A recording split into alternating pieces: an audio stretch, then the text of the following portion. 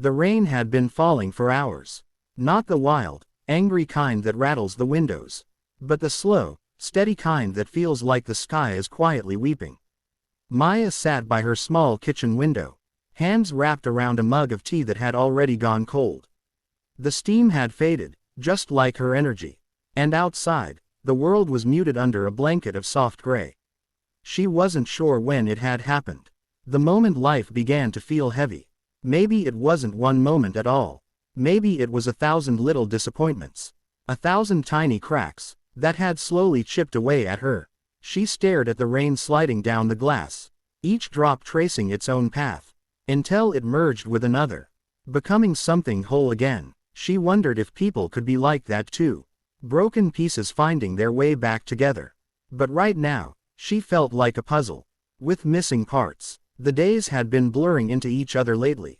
Wake up, force a smile, go through the motions, repeat. Friends had stopped asking how she was. And she couldn't blame them. She had run out of convincing answers. It wasn't that she wanted to be alone. It was that she didn't know how to be anything else anymore.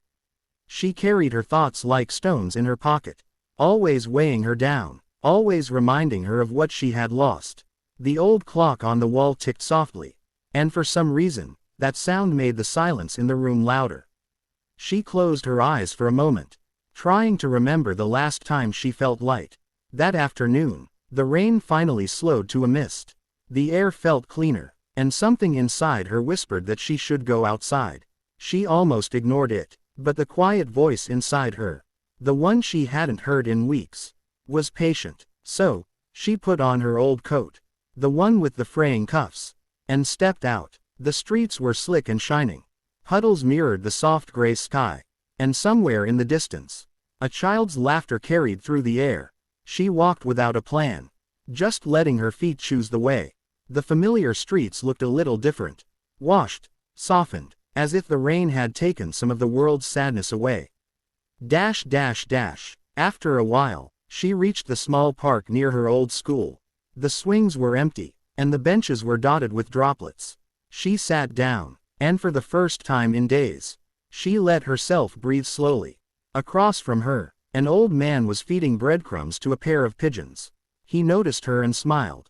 Not the kind of smile that demands one in return, but the gentle kind that says, "I see you. You matter." They didn't speak at first. The air between them was easy, like two people sitting by the same fire on a cold night. Finally, he said, "You look like someone who's been carrying too much for too long." The words caught her off guard. Her first instinct was to deny it, but instead, she just nodded. "Maybe," she whispered. The old man tossed another crumb to the birds. "You know," he said, "things break. Hearts, trust, plans. But sometimes, when you mend them, they become stronger than before." She wanted to ask him how to mend something that felt too shattered. But he spoke again, as if he had already heard her question. "There's an old Japanese art called Kintsugi," he said. "They fix broken pottery by filling the cracks with gold. They don't hide the damage. They make it part of the story. Something to be proud of." Maya imagined that for a moment. The golden lines running through something once broken. Beautiful not despite the cracks, but because of them. The old man stood, brushed off his coat, and with a small nod, began to walk away. Before he left the park, he turned and said, "Don't be afraid of your cracks. One day, they might shine." Maya sat there for a long time. After he was gone, the rain had stopped completely, and the air smelled fresh. Somewhere inside her, a small shift happened. Nothing dramatic, but enough for her to notice. She walked home slowly, not because she was tired, but because she was paying attention. To the way the wet leaves clung to the pavement. To the way the clouds were breaking, letting a pale light through.